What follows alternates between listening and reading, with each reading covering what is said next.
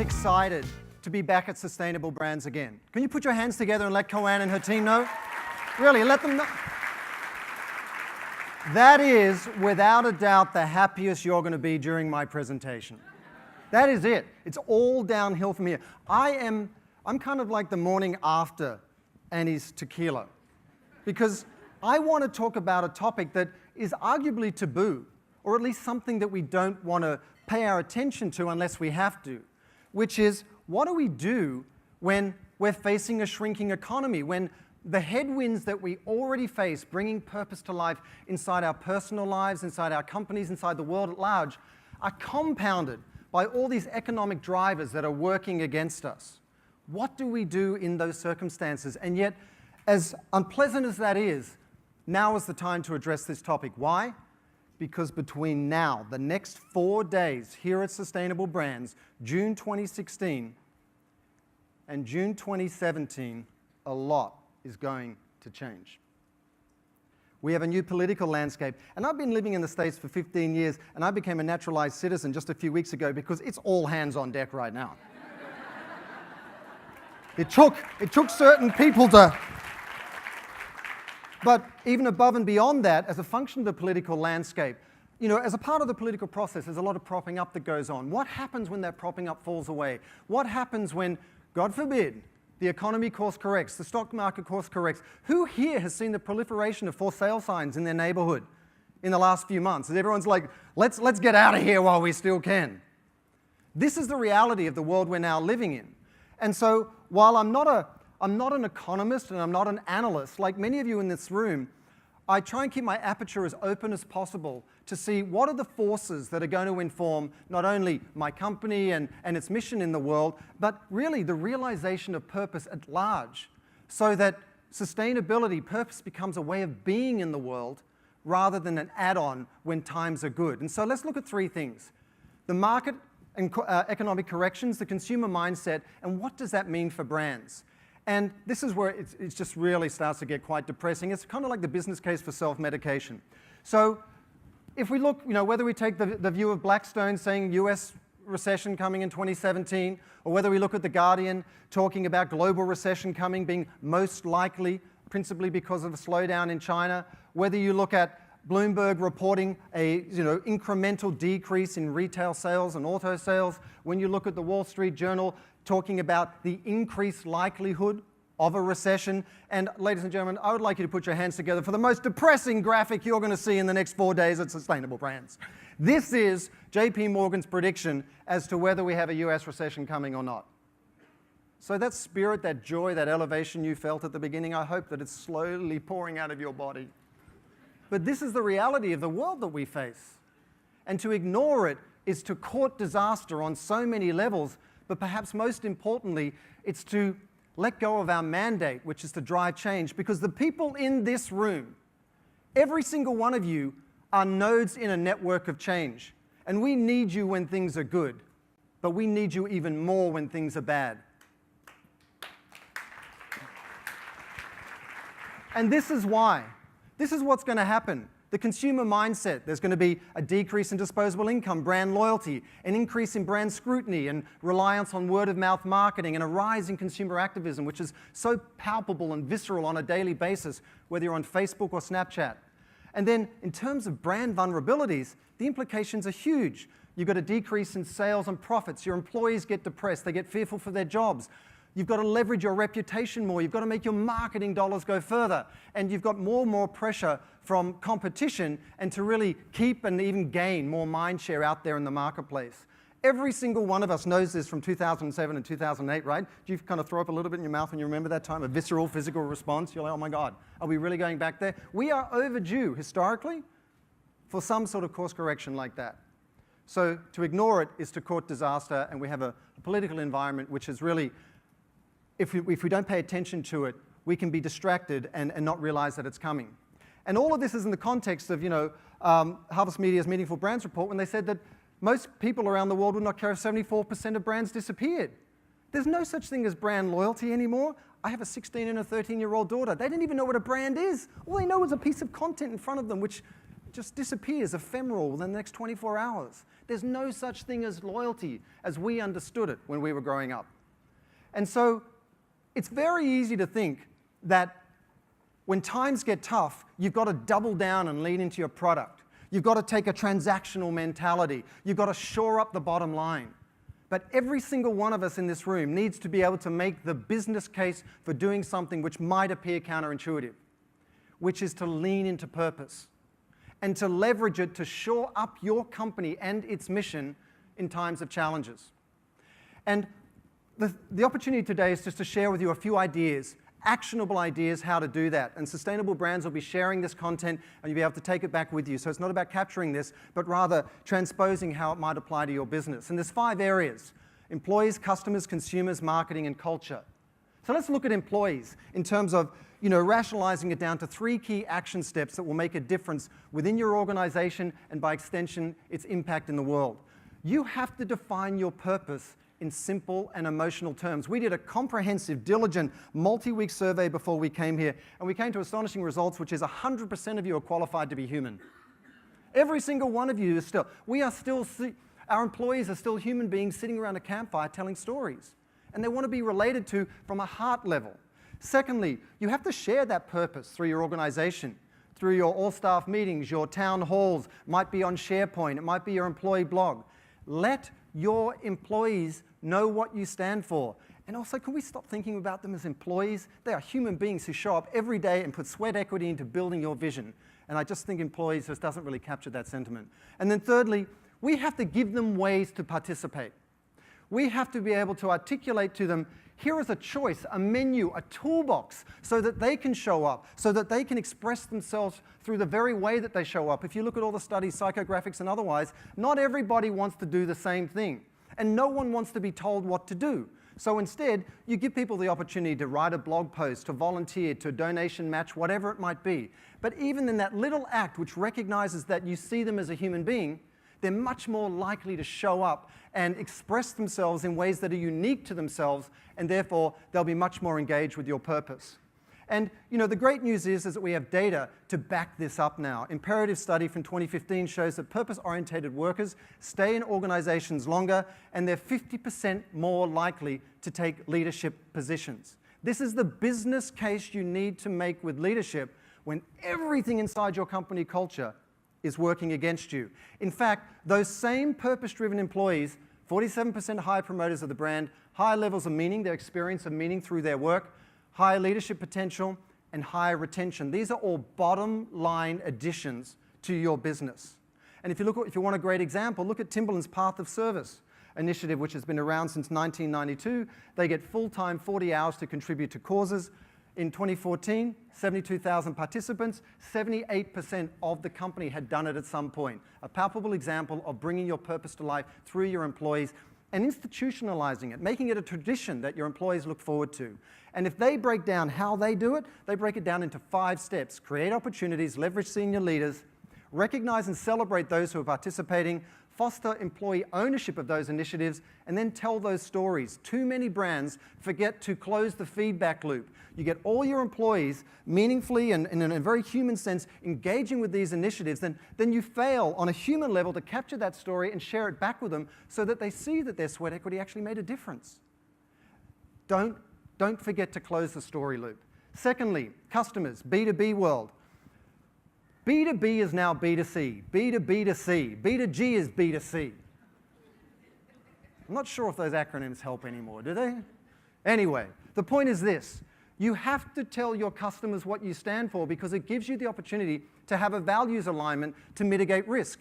Every consumer has been raised on intuitive technology and watched their Facebook feed for the last 10 years and Occupy Wall Street and Arab Spring, and they know nothing other than consumer activism, in which case they look behind the retailer to find out who made the product and how was it made, in which case retailers need to work with suppliers and vendors and to be customers that can stand up and say there's a values alignment, not just in terms of our product, but who we work with. And then you need to give them a positive story to tell. It is so powerful to go into a retailer or potential customer and say to them, not only are we aligned in terms of what we care about, but we've articulated a human story that you can leverage to your benefit with consumers. And if we had to quantify that, again, through the lens of a business case, if you look at the UK 2016 Reputation Dividend Report, there's a very encouraging increase in the role that community and environmental responsibility has in terms of degree of impact, in terms of business driver between 2013 and 2016. In fact, when they had to quantify the impact of CSR work amongst S&P 500 companies, it actually came out to 10.7%. 10.7% of the aggregate value of those companies came from their CSR work. That gets the CEO's attention. That gets the CMO's attention. The business case is here. And if you want to look at a great example, you've got the global wool supplier, Woolmark, headquarters in Australia, and there they are out in the world, not only making their product responsibly, but at the same time they're educating manufacturers, designers, how to actually take it to market in responsible ways. And it's so wonderful to see B2C companies, restaurants, going back up their supply chain and educating farmers and fishermen how to harvest their product more responsibly. And it's equally exciting to see B2B companies or suppliers educating their customers. This is the dynamic through which we transform the entire supply chain. Third area, consumers, B2C. You need to leverage purpose through simple and emotional storytelling. Those supercomputers in our pocket that are possibly irradiating the most important parts of our bodies even as we speak are tools through which we can transform a customer into a marketer on behalf of your brand. The power of social technology is not one-to-one, it's one-to-one to many. That's the power of social technology. So distill your message down to a simple, consistent, and scalable message, and then you'll transform your customer community to an extension of your marketing department. And then consistently communicate on the basis of shared values and a common goal. Every single one of us has hundreds of different things we could be doing with our attention right now. Probably looking at the same Facebook page over and over again, just in case anything's changed in the last 45 seconds. But if you're going to command their attention, the conversation you lead, the story you are telling has to be meaningful and relevant to their lives. And so you have to consistently lean back into those shared values. And then when they do participate, when they have chosen to give you their greatest gift these days, which is their attention, I think I've almost forgotten the color of my daughter's eyes. They're like this.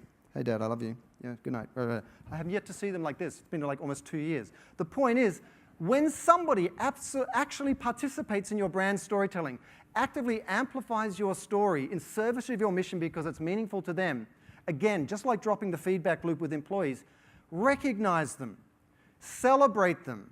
Don't just move on to the next outbound engagement opportunity because you have robbed them of their humanity. You have, by your absence or your ignorance of their effort, you have told them that it didn't really mean anything to you. And you know what?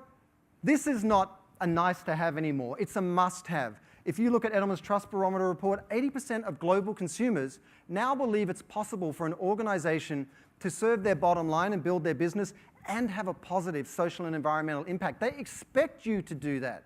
This is not, we're way beyond 50%. This is what your audience wants. And another great example is Whole Foods, that whether it's their signage in their employees' HQ or in their stores, their marketing, their employee videos, the digital dashboards inside their restaurants that allow you to drill down on their supply chain, those organizations are manifesting their mission at every touch point of the brand so consumers are educated about the brand and can speak on your behalf. The fourth area, marketing. Not only is it a great idea to co-create, to co-own, to co-author your brand with your consumers because it offloads the content burden on you, which is tiring and it's seemingly endless with all these channels out there, but it allows them to feel like they're part of that shared mission. And so the first thing you need to do is surrender control. You need to recognize that what you care about is what your employees care about, it's what your customers care about, it's what all stakeholders within your brand community care about, and to surrender control and say, we are in this together. That may sound like a subtle shift, but it's like any relationship. When your come-from shifts, everything is transformed. And then once you do that, once you have that requisite mindset where you allow your customers to co-create that content, you can double down by reaching out to influencers and ambassadors to speak on your behalf because that will scale your reach and earn media. And then finally, instead of looking at each tactic in your outreach as some isolated incidents and we're breathlessly trying to keep up with everything as we all necessarily do, back out of the future you want to create. Look at where you want to be in 12 months, articulate, distill that down, and then look at all the tentpole events, the trade shows, the product launches that are coming, and then frame each of the engagement tactics in service of that. And most importantly, when you engage someone and you have their attention, don't then at the end of an ad buy or whatever, just walk away and go, oh my God, I'm so happy I can finally have date night. You have to actually look at it and go, how do I keep that engagement? How do I upgrade it to the next level so you build a self-sustaining customer community over time? And how do they want to participate? What do consumers want to do? You know, Cohn's 2015 Global CSR study tells you that 90% will stop buying your products if you're deceptive, 89% will buy your products if you're having a social and environmental impact, others will promote your CSR efforts, they'll support a charity that you support. These are the different ways that our customers are saying, can we please play a part in realizing your purpose? And Patagonia does a wonderful job of this, whether it's through storytelling around stories we wear, or whether it's around concrete impact initiatives like Damnation.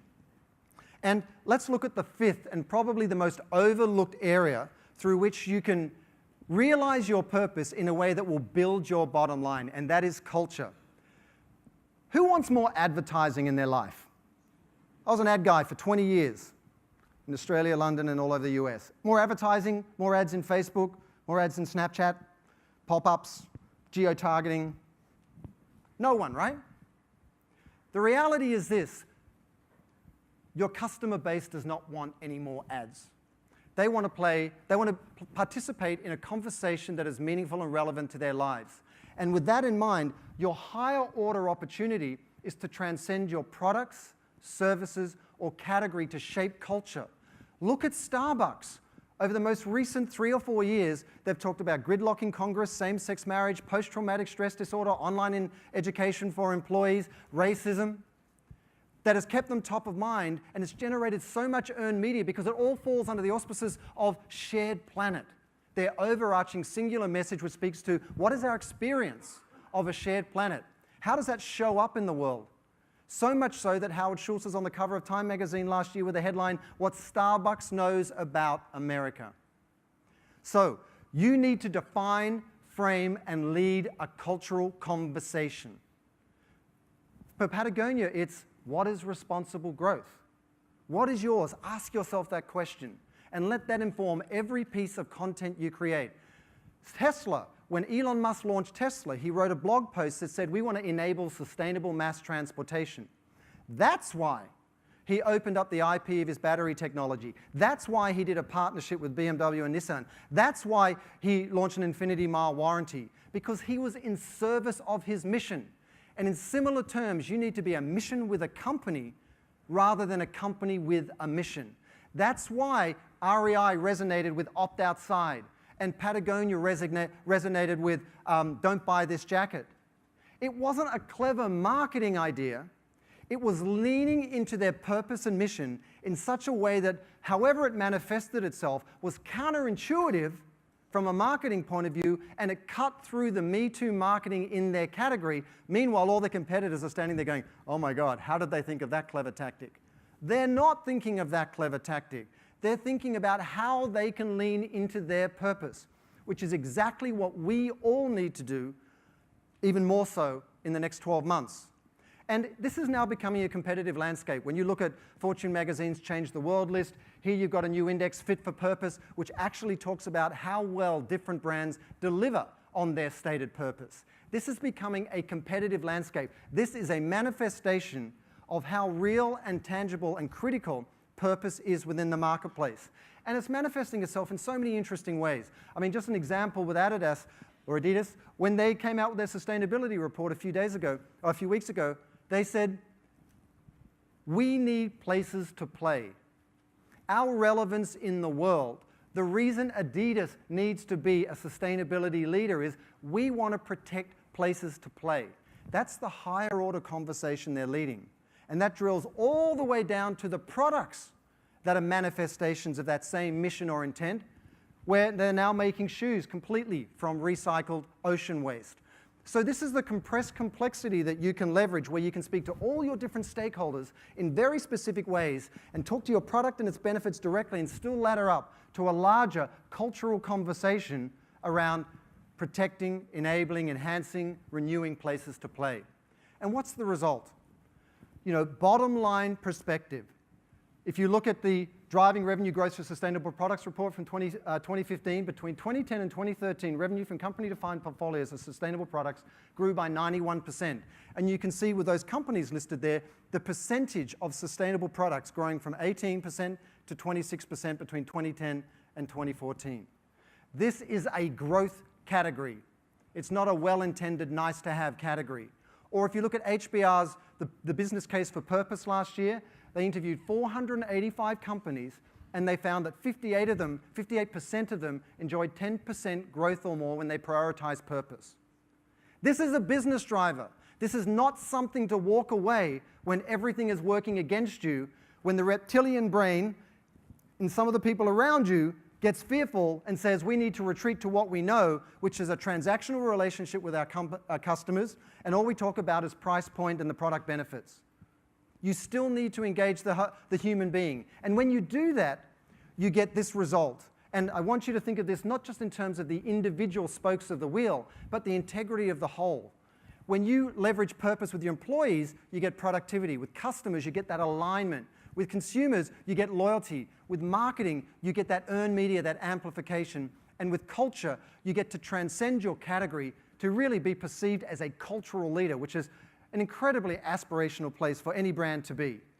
And so if I could ask you to take away one thing in the context of what's going to unfold between Sustainable Brands 2016 and Sustainable Brands 2017, when you're going to have to be more resilient and steel yourself more than ever in terms of purpose, it's that strategic purpose drives sustainable profit. And your contribution is needed now more than ever. Thanks so much.